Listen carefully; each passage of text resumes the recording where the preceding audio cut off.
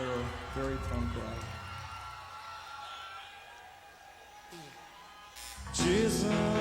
Всем добрый день! Сегодня поговорим о группе Nirvana. До ее появления музыкальный ландшафт 90-х состоял из классических рок-звезд со сложными гитарными соло и изысканной поп-музыки. Nirvana же предложила звучание, которое было одновременно революционным и в то же время каким-то апатичным и простым, а граница между статусом рок-звезды и обычным человеком стерлась. И мир нуждался в этом изменении, ведь с их появлением незыблемые иконы быстренько покатились вниз с музыкального Олимпа.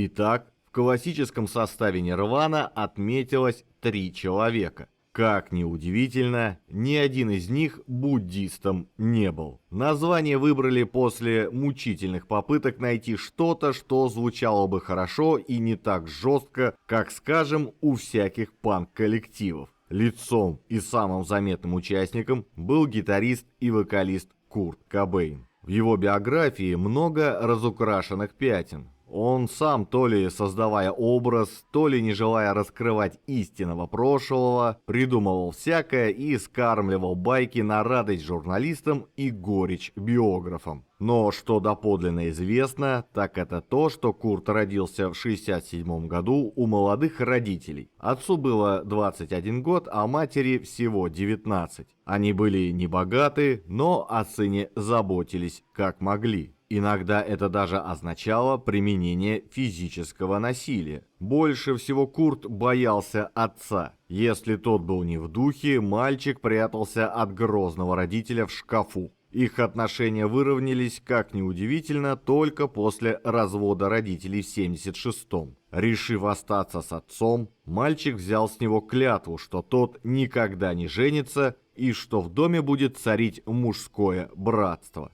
Однако уже через год отец привел в дом женщину, и обещание было нарушено. Будущий фронтмен часто убегал из дома. Отец хотел, чтобы из сына получился классный спортсмен, а сыну насолить отцу. Поэтому однажды на его глазах он назло проиграл в юношеских соревнованиях. И когда отношения с отцом окончательно испортились, Курт переехал к матери. Жизнь с ней тоже не задалась. Типичное поведение трудного подростка в какой-то момент вынудило ее выгнать сына из дома. Ему было всего 17 лет.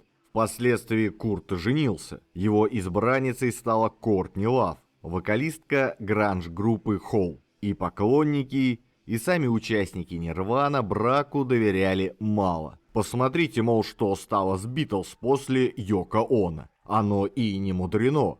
За пару месяцев до свадьбы Курт так рассказывал о предстоящей свадьбе. «Я помолвлен, и мое отношение к жизни абсолютно изменилось. Поверить не могу, что я такой счастливый и что мне теперь вовсе нет дела до карьеры. Я порой даже забываю, что у меня группа. Я ослеплен любовью. Я мог бы прямо сейчас бросить группу, но не могу. У меня контракт». Их свадьба состоялась в феврале 92 года, и в том же году родилась их дочь. Но в итоге ни брак, ни успешная музыкальная карьера не сделали Курта счастливым и не заставили перестать думать о смерти.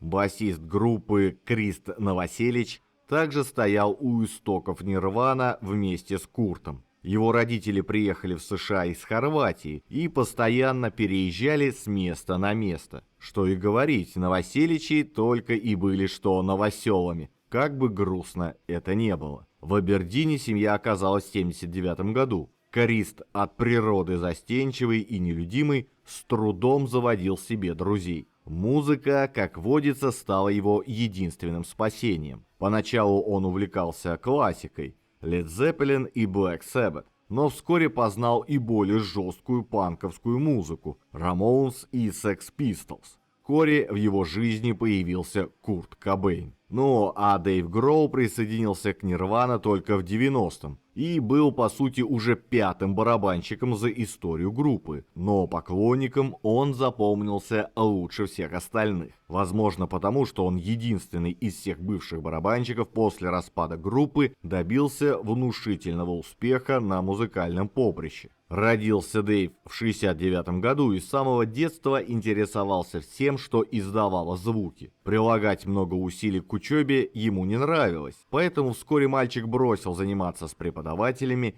и стал сам пытаться освоить разные инструменты. Начал он с гитары, в подростковом возрасте перешел уже на ударные. В 17 лет попал в первый коллектив, а уже из него в Нирвану. Ну а после смерти Курта на Дэйва нахлынуло неслыханное вдохновение. Запершись в студии, он в одиночку записал демо для 14 треков, впоследствии ставшим дебютным альбомом Foo Fighters. Но это уже совсем другая история.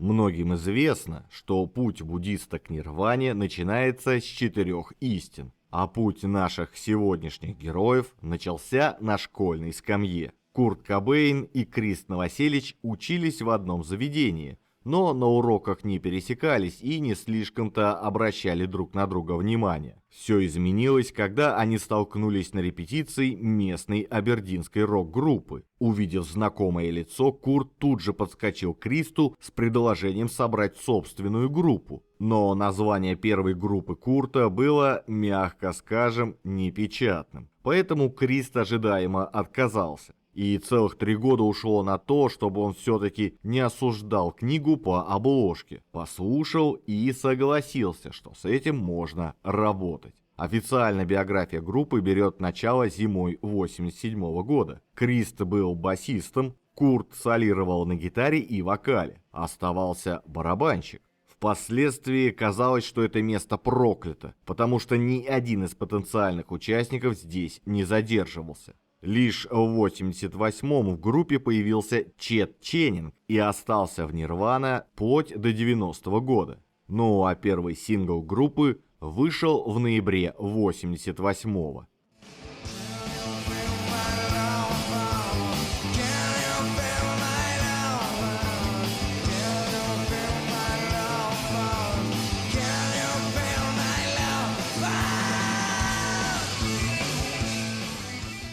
Одним из открытий Курта Кобейна стал именно необычный синтез панковской ярости, металлической тяжести и поп-мелодики. Впрочем, первый альбом группы еще вполне вписывался в рамки альтернативщины. Он был записан всего за $600, но продан таким неплохим для молодой группы тиражом, что за право подписать с ней контракт конкурировало аж несколько лейблов.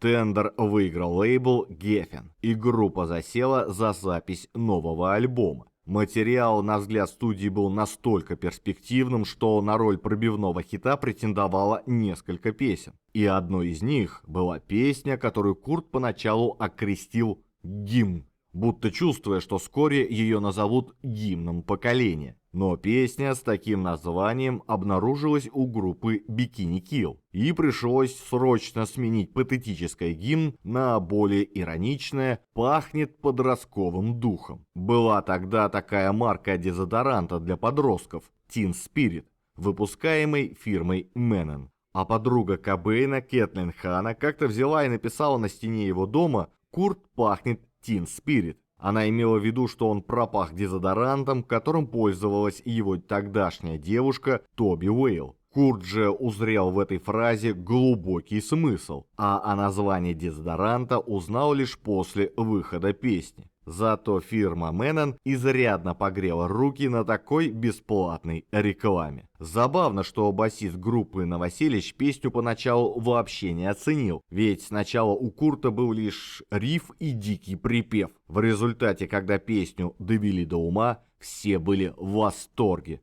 а песня стала поистине коллективным творением.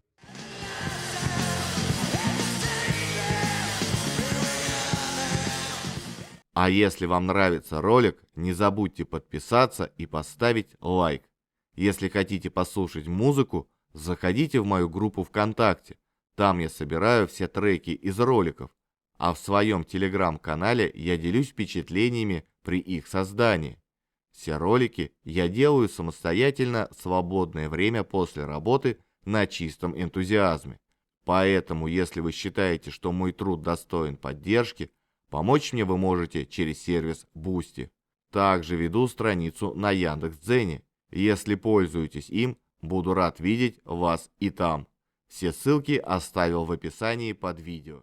Справедливости ради надо сказать, что когда летом 91 года музыканты собирались на съемки видео, они и представить себе не могли, что это навсегда изменит их жизнь. Идею для клипа Кобейн подчеркнул из фильма «Высшая школа рок-н-ролла» с великими панками Рамоунс и культового фильма о восстании подростков под названием «Через край». По его задумке, сборище апатичных школьников должно было впасть в безумие от выступления группы. Вот только съемки в итоге прошли совсем не гладко. Режиссером проекта стал Сэмюэль Бэйер, и всю группу он очень раздражал. По словам Кобейна, у него был небольшой комплекс Наполеона. Бэйер придерживался дисциплины на площадке, действовал на нервы фанатам, пытался держать группу под контролем и привнес в клип привлекательность и эстетику, которую Курт видеть не хотел. В итоге царившее напряжение помогло создать уникальный контент. Кобейн убедил Бэйера, что в конце видео ученики должны захватить школьный спортзал и разбежаться. Получив зеленый свет, толпа словно взорвалась в огромной яме, сломав оборудование и даже забрав некоторые инструменты группы. Именно этот взрыв энергии помог сделать это видео легендарным клипом. Кроме того, Кобейн отредактировал оригинальную версию, сфокусировав внимание в конце на своем напряженном лице. И успех выпущенного в сентябре 91 года сингла был невероятным. Первые 50 тысяч копий были сметены с прилавков за считанные дни, а к апрелю 92-го сингл стал платиновым, то есть проданным в объеме 1 миллиона копий.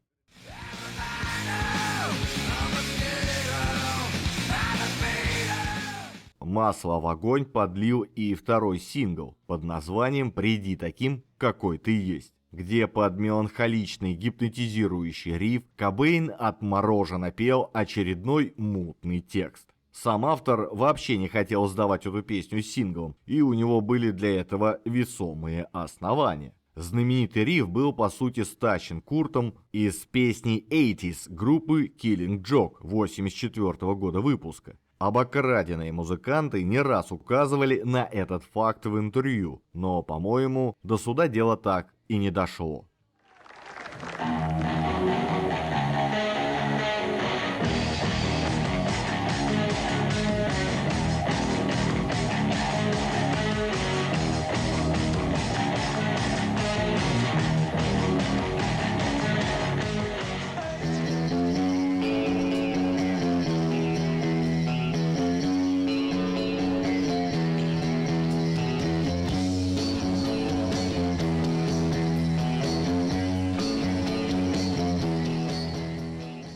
Понятно, что на песню был тут же снят клип с размытыми лицами, тонущим револьвером и 4-месячным Спенсером Элдоном, плывущим за насаженным на крючок долларом. Фото алчного младенца тут же перекочевало и на обложку альбома и стало во многом пророческим. В январе 92 года альбом воссел на вершине американского топа, сбросив оттуда аж самого Майкла Джексона с его альбомом Dangerous. Нечесанные лузеры в один миг превратились в богатеньких звезд, и вся творческая философия Курта Кобейна входила в непримиримое противоречие со слишком уж большой славой, обрушившейся ему на голову. По воспоминаниям Курта, я не мог понять, почему вокруг моего имени поднялась такая шумиха. Когда я писал свои песни, то был на 100% уверен, что они не имеют никакого отношения к коммерции. Печально, что Нирвана попала в этот вонючий водоворот мейнстрима.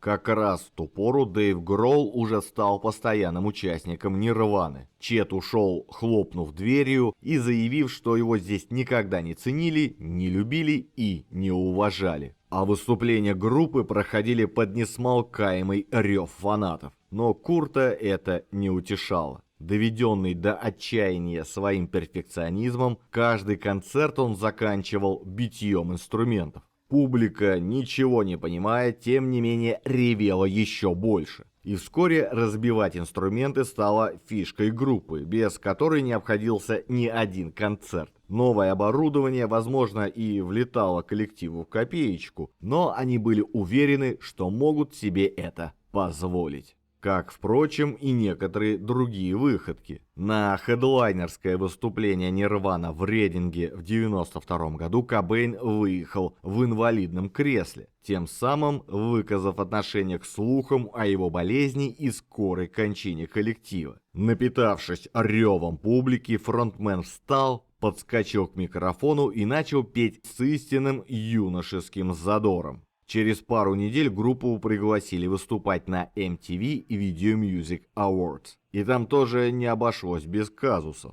Мало того, что группа не согласовала с руководителями репертуар, так еще и на сцене началась сущая вакханалия. Усилитель Криста перестал работать, и он, отчаявшись, подбросил в воздух бас-гитару, уверенный, что сможет ее поймать. Но то ли ветер не туда подул, то ли в голове музыканта что-то щелкнуло и координация нарушилась, то ли он услышал, что поблизости раздают дешевые хот-доги. В итоге инструмент он не поймал, крепко получив при этом по голове от обиженной гитары. Шокированный Крист упал и, как только оклемался, ушел со сцены, чтобы поправить пошатнувшееся здоровье. Курт же занимался тем, что умел лучше всего. Бил аппаратуру, а Дэйв при этом передавал привет Акселю Роузу, фронтмену Guns N' Roses. В тот день они немного не поладили. Ничего не поделаешь. Возвращение рок-н-ролла в мейнстрим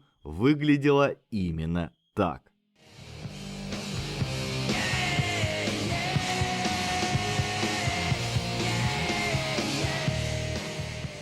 Чтобы записать свой третий альбом, команда решила сотрудничать с продюсером Стивом Альбини. Его приглашение было обдуманным ходом участников, которые хотели, чтобы третий диск звучал дерзко, сыро и с минимальной обработкой. Материал записали в течение 2 недель, но выпустили не сразу. Конечное звучание некоторых песен не удовлетворило музыкантов, поэтому для их сведения пригласили Скотта Лита. Песня Heart Shaped Box дебютировала в хит-параде Billboard осенью 1993 года, заняв аж 1-е место. Символично, что Курт хотел назвать третий и, как позже выяснится, последний альбом Нирвана «Я ненавижу себя и хочу умереть». Именно этой фразой он отвечал на вопрос о том, как его дела. От названия пришлось, конечно же, отказаться из опасений обвинения в подстрекательстве подростков к суициду.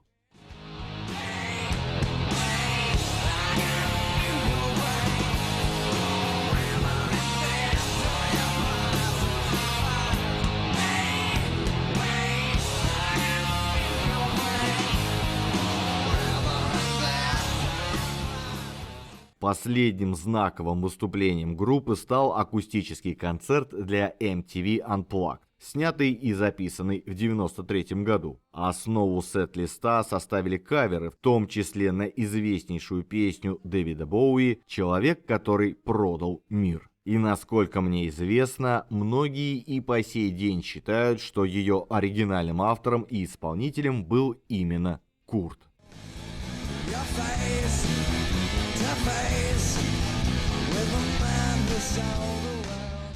В начале 94-го команда музыкантов уехала гастролировать по Европе. И после концерта, состоявшегося в Мюнхене, Кобейн тяжело заболел. Ему диагностировали бронхит и ларингит. А уже через 3 дня жена нашла Курта без сознания. Его отправили в больницу. После этого многочисленные концерты окончательно отменили. А в последующие дни дала о себе знать и давняя зависимость Курта от героина. Его уговорили отправиться на лечение в реабилитационную клинику, но через несколько дней он перелез через ограждение и улетел в Сиэтл. 8 апреля 1994 года Кобейна обнаружили мертвым в его доме. Ему было всего 27 лет. Официальная версия смерти гласит, что музыкант выстрелил в себя из ружья. Группа распалась.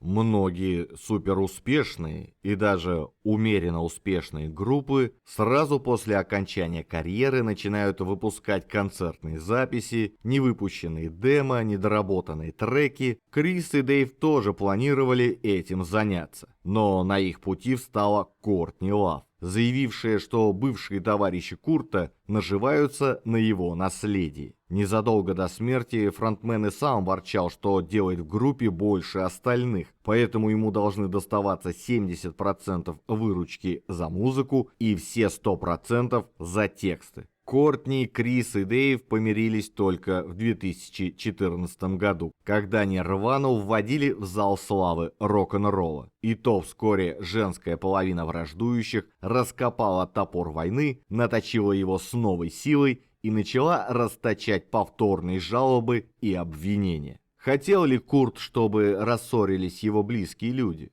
Непонятно. Может, наоборот? Он сидит на сходке клуба 27 на каком-нибудь облаке и смеется.